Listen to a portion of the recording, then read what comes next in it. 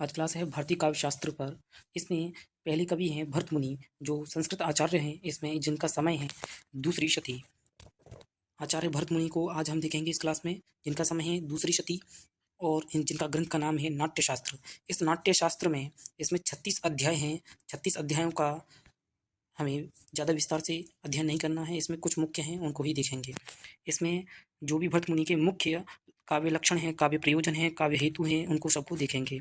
सबसे पहले है भरत मुनि का काव्य जो रस सूत्र है, रस सूत्र का जो उन्होंने सूत्र दिया है उसे देखिए। रस सूत्र में बोलते हैं भरत मुनि कि विभावा अनुभाव्य व्यचारी संयोगादृश निष्पत्ति। ये रस सूत्र है भरत मुनि का।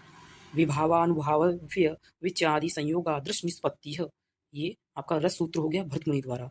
आगे अगला जो है ये काव्य लक्षण के लिए बताते हैं भरत मुनि। कहते हैं कि मृदु ललित पदान्यम गुण शब्दार्थहीनम जनपद सुख बोध्यम युक्ति मनर्त्योज्यम बहुकृतिरसमार्ग संधि संधान युक्तम स भवति शुभ काव्यम नाटक प्रेक्षणाकम।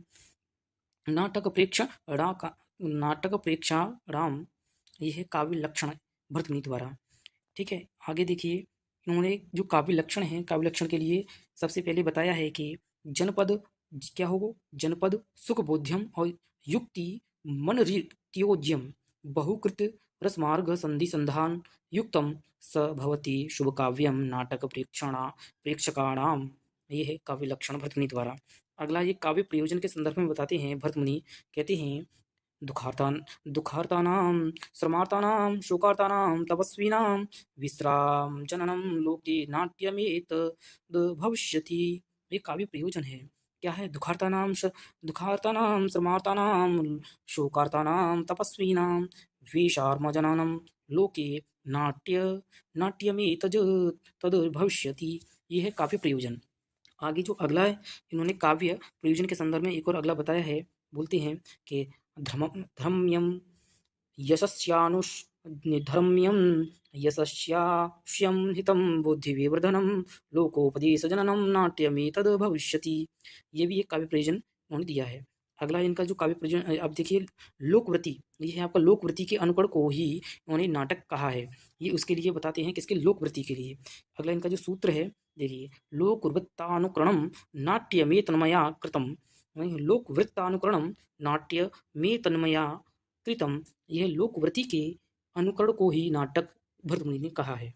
अगला जो काव्य गुण के लिए उन्होंने जो सूत्र दिया है, ये वो देखिए। काव्य गुण जो मानते हैं, काव्य गुणों की संख्या भरत मुनि ने 10 मानी है। वो ये है: श्लेषः प्रसादः समता समाधिः माधुर्यमोजः पदशोकुमार्यम अथस्य च व्यक्तिरुदारता च कांति काव्यस्य गुणादशेतै। ये है इनका काव्य गुण का सूत्र। श्लेषः प्रसादः समता समाधि माधुर्यमोज पदशोकुमार्यम अर्थस्य च व्यक्तिरुदारता च कांति काव्यस्य गुणादशतै। ये है काव्य गुण। काव्य गुणों की संख्या भरत मुनि ने 10 मानी है। आगे अगला जो सूत्र है, ये भरत मुनि ने गुण को दोष का विपर्यस्त बताते हुए कहते हैं। क्या है ये? अगला 7 नंबर देखिए आप। बताते हैं विपर्यस्तता गुणाः काव्येषु कीर्तिताः। मतलब भरत मुनि ने, जो भरत मुनि है, भरत मुनि ने क्या किया है? विपर्यस्तता गुणाः काव्येषु कीर्तिताः। भरत ने गुण को दोष का विपर्यस्त माना है।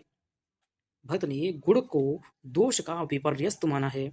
आगे अगला जो ये है आपका आकाश भाषित के लिए भरत मुनि ने जो सूत्र दिया है, ये 26वें अध्याय नाट्यशास्त्र में मिलता है।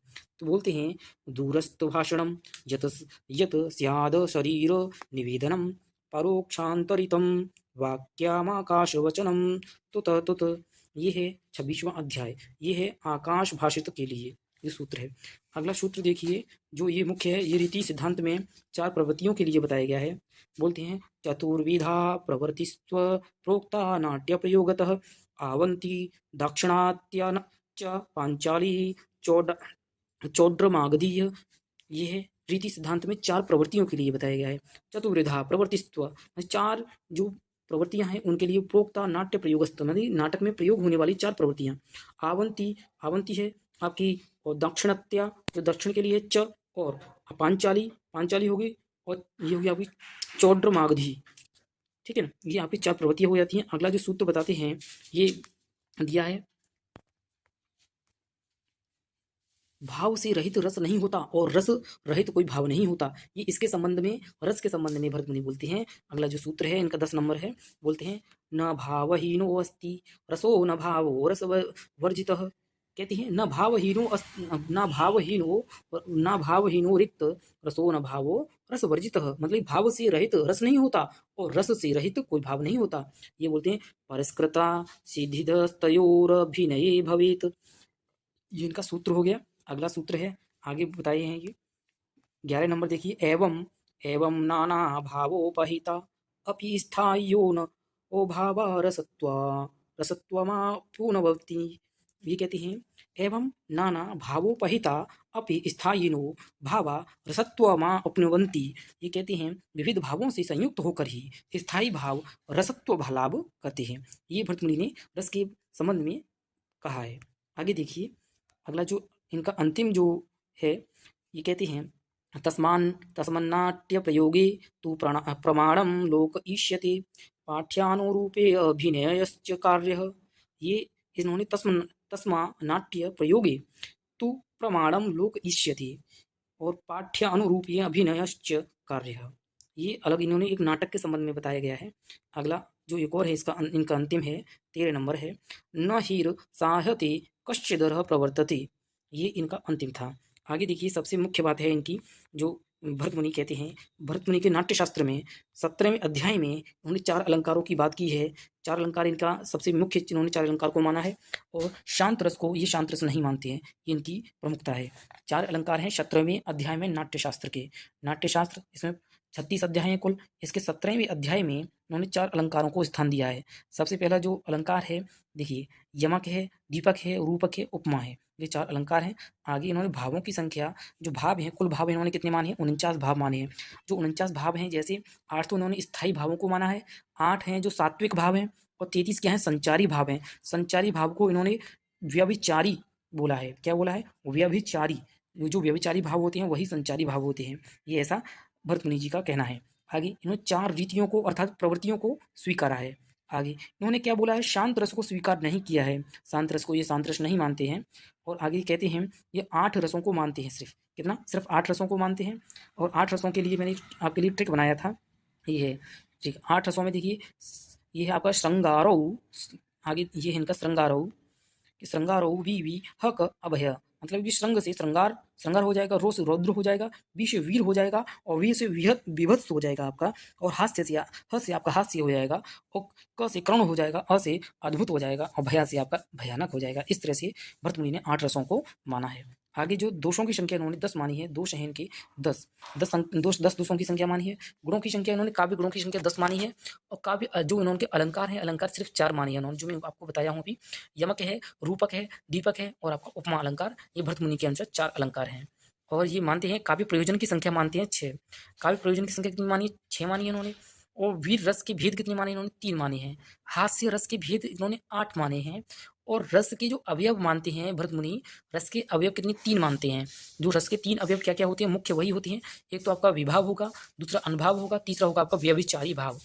3 भाव होते हैं रस के, 3 अवयव हैं। जो अवयव भरतमुनि के अनुसार क्या है रस के? एक विभाव है, एक अनुभाव है, एक व्यभिचारी भाव है।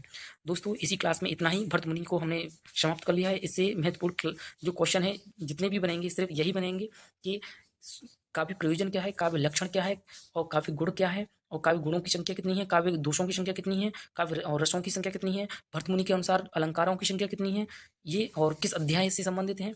और जो भरतमुनि ने जो रस सूत्र की जो व्याख्या, जो रस सूत्र दिया है अपना, वो नाट्यशास्त्र के 6ठे अध्याय में दिया है। ये आपको विशेष ध्यान रखना है, किसने? 6ठे अध्याय में दिया है, जिसका वर्णन देखिए आप, ये दिया है ना, विभाव, अनुभाव, व्यभिचारी, संयोगा, दृश्य निष्पत्ति, ये है भरतमुनि द्वारा नाट्य रस सूत्र। इसलिए आज की क्लास यहीं। थैंक यू, धन्यवाद।